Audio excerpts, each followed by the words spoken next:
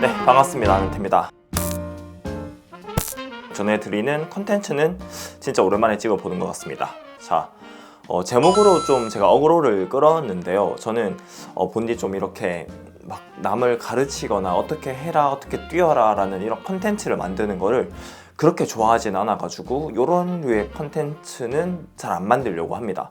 뭐 각자 뛰는 스타일도 다 다르고 뭐 각자의 인체도 다 다르고 또 제가 기록만 좋지 뭐 남들을 코칭하는 능력은 없어가지고 뭐 제가 어떻게 뛰었다는 설명해 드릴 수 있어도 어떻게 뛰어라 라고 이렇게 말은 잘 못 해드리는데 오늘은 해야겠습니다. 바로 이 책을 근거로 여러분들한테 왜 천천히 달려야 되는지를 한번 설명을 해드리겠습니다. 처음에 저는 이 책을 광고를 해달라는 요청을 받고 봤을 때 첫 장을 열자마자 바로 신뢰를 할 수밖에 없는 그런 추천사를 봤어요. 바로 뭐 이봉주 같은 엄청 위대한 선수들도 있겠지만 바로 뒤에 보면 뭐 로버트 허드슨이나 뭐 이병도 선수, 유문진 선수 그리고 김보건 선수의 추천사까지 있는 책이었습니다. 완전 지금 현 마스터즈 씬에서 가장 좀 최상위에 있는 선수들이 이 책을 추천한다는 그런 추천사를 썼는데 저는 이걸 보고 진짜 안 믿을 수가 없었다라고 생각이 됩니다. 그래서 열자마자 이 책에 대한 신뢰가 쌓였고 제가 이 책에 대해서 전반적인 내용을 다 설명해 드리진 않을 겁니다. 제가 이 책에서 좀 감명 깊게 본 부분들을 좀 요약해서 설명해 드리는 컨텐츠 그리고 약간은 좀 해석해서 어떻게 뛰어라 라고 살짝은 가이드를 줄 수 있는 컨텐츠를 만들 건데 왜냐면 이 책을 다 설명드리면 여러분들이 이 책을 안 살 거잖아요. 그래서 이 책에 있는 전체적인 내용들은 뭐 꼭 사서 보시길 바랍니다. 자, 본격적으로 이 책을 한번 소개시켜 드리면 제가 이 책을 추천하는 이유가 이 책에 있는 훈련법에 대해서 제가 공감을 하지 못하면 뭐 단순히 돈만 받고 제가 이렇게 말을 한다는 것 자체가 좀 어불성설이잖아요. 근데 저는 이 80대 20 훈련법에 대해서 어느 정도 공감을 하기 때문에 여러분들한테 소개시켜 드리려고 이 책의 광고 요청을 승낙했습니다. 일단 80대 20이 어떤 훈련인지 먼저 설명을 드리면 80은 저강도, 20은 고강도 훈련을 하라는 내용입니다. 이때 강도 조절은 심박을 기준으로 나타내는 겁니다. 그리고 이 컨텐츠 제목을 중급자 이상이라고 한 이유는 일단 초급자나 입문자 같은 경우는 매일 같이 뛰지 않잖아요. 진짜 많이 뛰어봤자 일주일에 3번 정도 뛴다고 생각하고 또 그들이 저강도 훈련을 수행하면 페이스가 엄청 낮아져 버려요. 여기서 저강도 훈련은 흔히 말하는 존투러닝이라고 생각을 하시면 되는데 엄청 초보자, 입문자의 존투러닝은 진짜 강도가 너무 낮습니다. 뭐 7분, 8분 대까지 내려가야 되기 때문에 그들한테는 약간 이 책에 맞지 않는다라고 개인적으로는 생각합니다. 그래서 약간 존투 러닝이 뭔지 그리고 고강도 러닝이 뭔지 인지하는 그런 중급자부터 이제 이 책을 봤으면 좋겠다라는 마음이긴 합니다. 자, 그리고 이 책은 저강도 훈련을 왜 해야 되는지 사례별로, 연구별로 그리고 경험별로 설명을 해주고 있습니다.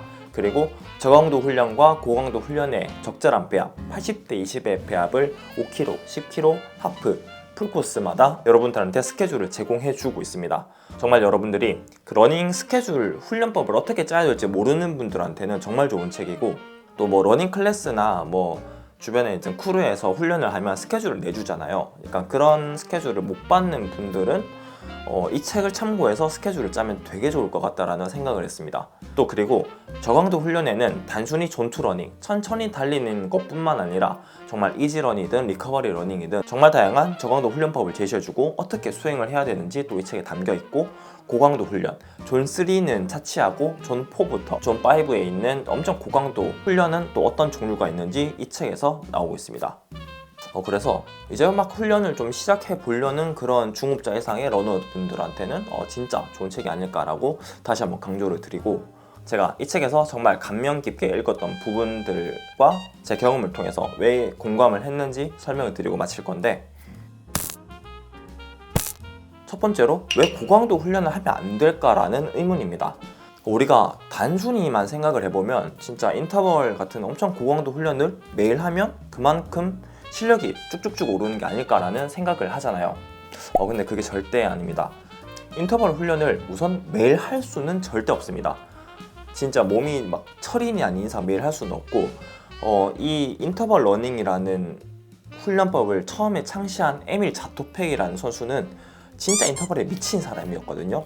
그 사람은 진짜 정말 심할 때는 한 번 인터벌 할 때 거의 50세트를 수행했고 모든 훈련을 인터벌로 구성했고 심지어 하루에 2번이나 인터벌을 할 때가 있었습니다. 당연히 좋은 성과를 냈어요. 그때 당시에 5kg, 10kg에서 세계 기록을 연이어 깨면서 정말 이 훈련법에 대한 입증을 자기가 몸소했습니다. 하지만 에밀 자토팩은 이런 고강도 훈련을 계속해서 수행하면서 롱런을 하지 못했다라는 단점이 있습니다. 이 에밀 자토팩의 인터벌 훈련법을 그대로 가져간 다른 선수도 5kg, 10kg에서 정말 우수한 성적을 냈지만 그 선수 또한 롱런을 하지 못했습니다. 이렇게 강도 높게 몰아붙이니까 당연히 몸이 축날 수밖에 없잖아요. 그래서 저강도 운동에 적절한 배합 없이 고강도 훈련만 맨날 하는 이런 훈련법은 롱런을 하지 못한다는 단점이 있습니다. 회복을 하지 못하니까 그만큼 몸이 빨리 고장이 나고 전성기가 빨리 지나버리게 되는 거죠.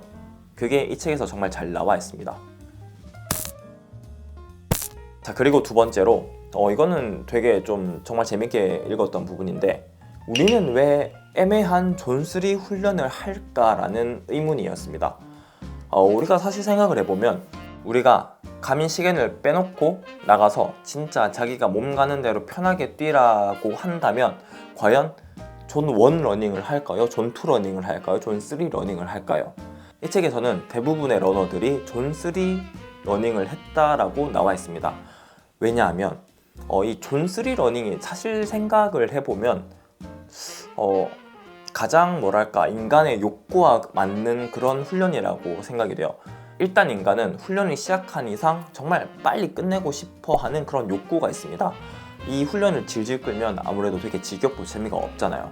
근데 또 엄청 고강도 훈련을 하고 싶다라는 생각을 또 안 하게 돼요.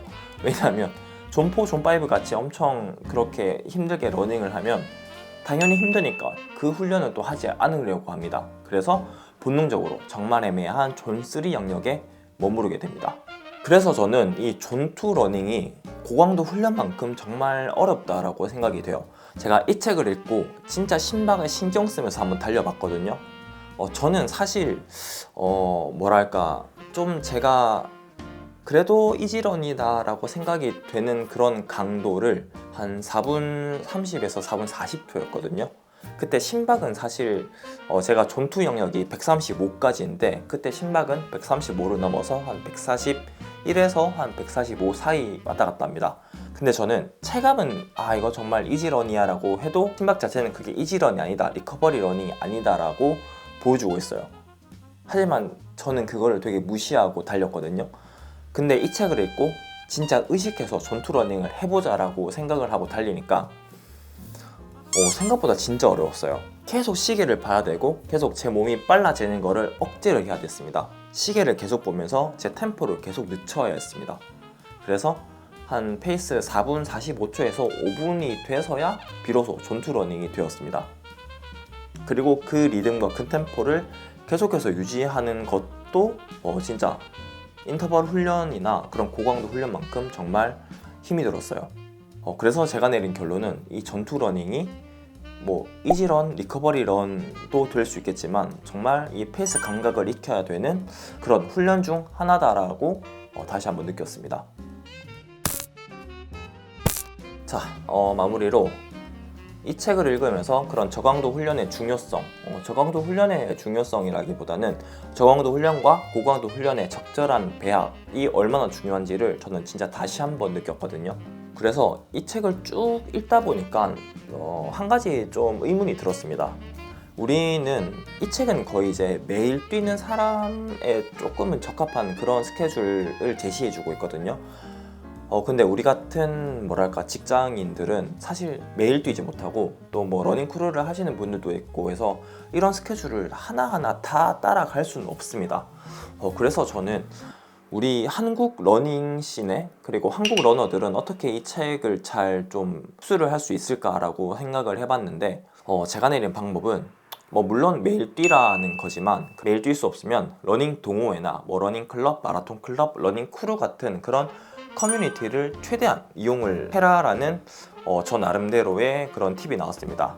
그러니까 왜 그런 거 하니, 일부 시선들은 그런 러닝 크루나 뭐 러닝 모임 같은 게 뭐 친목만 하고 뭐 술 마시러 다닐 줄 알고 빡세게 뛰지 않는다, 실력에는 정말 도움이 되지 않는다라고 막 그렇게 비난하시는 분들이 있다라는 걸 정말 많이 알고 있는데, 그거는 제 생각에는 정말 괜히 진짜 좀 스마트하게 이 러닝 크루를 이용을 했으면 좋겠다라는 생각이에요. 러닝 크루에서 빡세게 뛰지 않는 건 그 자체가 저강도 훈련입니다. 훈련은 훈련대로 따로 하시고, 리커버리 러닝, 이지 러닝, 여기서 말하는 그 저강도 훈련을 그런 러닝 크루 같은 커뮤니티에서 하시는 걸 저는 추천드립니다. 사실 저강도 훈련하는 게 쉽지 않고 또 진짜 귀찮거든요. 근데 러닝 크루에 나가서 뭐 다른 사람들과 같이 뛰면서 그렇게 저강도 훈련을 하면 저강도 훈련 스케줄을 하나 더 가져갈 수 있는 거니까 뭐 얼마나 좋은 겁니까? 저는 또 그렇게 생각하고, 그리고 이 책을 사시는 분들은 사실 진짜 막 기록에 조금은 신경을 쓰시는 분들일 거라고 생각을 해요. 이 책 자체는 뭐 러닝 자세나 뭐 요즘 뭐 하는 미드풋, 롤링 이런 진짜 가십거리에 가까운 이슈들을 정말 타치하고 정말 여러분들이 빠르게 뛸 수 있는 엔진을 만드는 그런 팁들을 여러분들한테 제시를 해주거든요. 그래서 이 책에 관심 있는 분들은 정말 러닝 고수가 되려고 하는 분들일 거라고 생각합니다. 근데 그런 러닝 고수가 되려는 분들은 아무래도 러닝 기록에만 계속 관심을 가지니까 진짜 번아웃이 오기 정말 쉽습니다. 진짜 쉽게 번아웃이 올 수 있는데,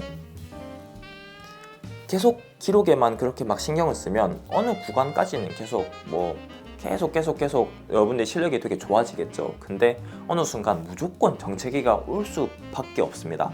이런 정체기가 왔을 때 번아웃이 오고 진짜 러닝하기 싫다라고 막 느껴질 정도로 러닝에 대한 관심이 진짜 떨어지게 되는데, 그때 러닝 크루 같은 커뮤니티를 사용하시라는 겁니다. 러닝 크루 같은 커뮤니티에서 뭐 이지런, 리커버리런 물론 하시고, 또 정말 다양한 방식의 러닝을 즐김으로써 러닝을 안 그만두게 될 수 있고, 그런 그 번아웃을 정말 슬기롭게 타파할 수 있는 그런 방법 중 하나라고 생각이 돼요. 예를 들면 뭐 서울 마라톤을 준비하는 그 시즌과 서울 마라톤 끝나고 그리고 가을 마라톤, 춘마나 제마를 준비하는 시즌을 이룰 수 있는 어떤 브릿지 역할이라고 생각합니다. 그래서 정말 좀 잘 이용했으면 좋겠다, 거기서 저강도 훈련을 찾으셨으면 좋겠다라는 게 또 제 생각입니다.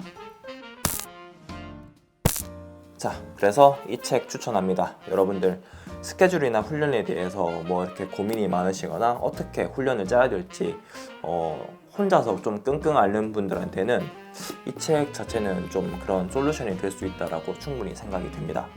제가 고정 댓글이랑 더보기란에 이 책을 구매할 수 있는 링크를 하나 걸어 둘 테니까 그 링크 통해서 관심 있는 분들은 한번 사서 읽어보시길 바랄게요. 그러면 또 다음에 괜찮은 컨텐츠로 찾아뵙겠습니다. 그러면 안녕.